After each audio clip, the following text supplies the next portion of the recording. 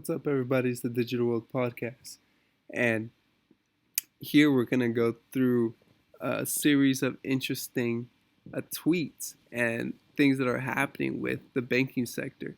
Now, before I get there, I want to show you where we're headed because we're headed towards a very, um, I guess you can say a good time because I think that we're getting closer and closer to that moment on that moment of when XRP is utilized. However, before we get there, I do believe there's going to be some bumps on the road.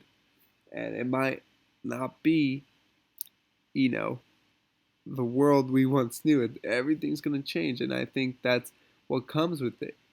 But listen to what BitBoy has to say. And he's like the most popular crypto YouTuber there is. Look what he has to say. And it looks like he's waking up. Or maybe he's known all along. I don't know. But listen to this clip. I think the name of the bank is X Bank, EXPANK. I can't remember 100%. Here's what you need to know. Ripple just dropped a boatload of money into a Brazilian bank that has connections back to many of the other banks that Ripple Labs is already working with. They are looking ahead, trying to get into the South American market. But what you need to know is, I've been telling you guys for a while, that I'm getting information that is saying, not from the XRP army, I always had to point that out, that these central banks around the world are gearing up to take XRP, to actually use XRP for its use case once this SEC lawsuit is cleared away. This bank in Brazil has a lot of ties to the same banks that we've seen, Santander, for instance, many of the other banks that they've been getting involved with. This is part of the banking cartel, and the banking cartel has decided that they want XRP to be the token, to be the settlement coin, to be the payment settlement coin of the central banking system. Now, do we want that? Do we love that? Well, it'll be great for the price, and that's why I continue to tell you guys, everything that Ripple Labs is doing is pushing the same narrative that they are going to be still up, still working, slap on the wrist from the SEC. They're making big moves right now, getting ready for the post-SEC lawsuit, action. And I know, for one, my XRP portfolio is at a good place. And if you want to invest in it, then hey, that's on you. Yours could be in a good place as well. Really excited to see how all of this turns out. And I think in about 1 to 2 years, people are going to look back on a lot of these videos that I've been making about XRP, and they're going to say, what did he know? How did he know that? Well, I got sources, guys. I got sources. Okay. And I mean, this is what we've been talking about on this channel, and other XRP YouTubers have been talking about as well. Okay. And this is not anything new that we don't know. We've seen the partnerships. And so I thought I'd show you that because now he's letting his audience know, and he has over 1 million subscribers. Moving on, and I'm telling you, that moment is going to come when people realize and say, oh man, it was there all along, but it'll be too late. They would have missed out on the opportunity. Moving on, World Economic Forum. Now, World Communist Forum. Now, here we see that, actually, I'm going to skip this for now. But anyways, we know that a universal basic income is coming, and it's inevitable. And here I Am Legion said this about a universal basic income, but they're prepping us for going 100% digital, so they can introduce negative interest rates in full mode. They need a carrot for people to go along with the new system. You want your free money, then you need to do an A plus B to be prepared for a cashless society. So, I mean, that's where it's headed. I know that in major cities like San Francisco or even Los Angeles, they were, and this was a few weeks ago, they're preparing for, a trial of a sort of UBI. And also, we know that um, families can now receive about $300 for each child, and so that is now, slowly but surely going into the universal basic income, and they'll do it in a digital way.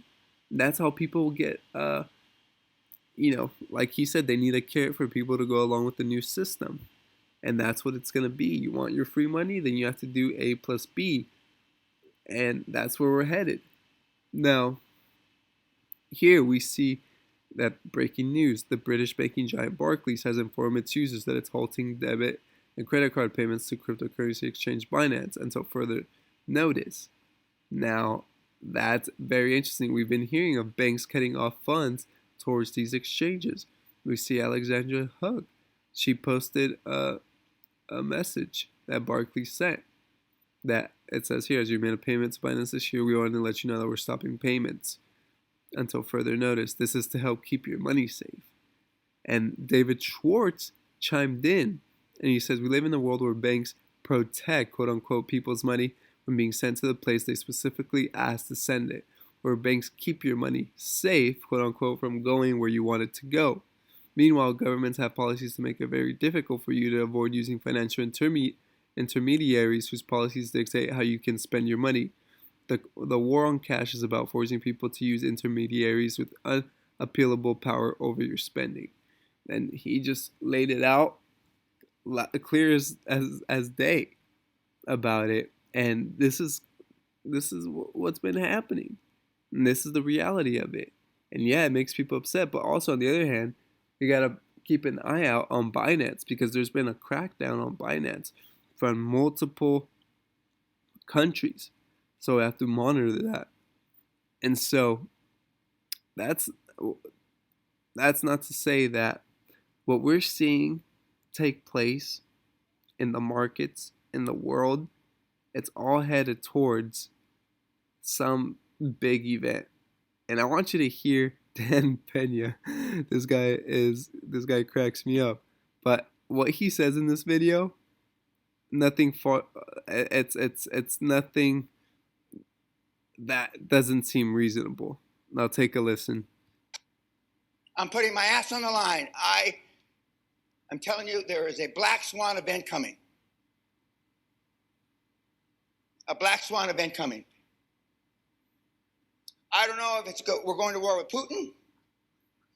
I don't know if another corona is going to come out that is not curable. I don't know whether the Federal Reserve is going to finally implode. I don't know what it is, but it's coming. Because every massive bull market needs to find an excuse to correct. And even though we had a recession that only lasted 70 days or 80 days or whatever it was, last year, the market is way, way, way, way overvalued. Excuse me.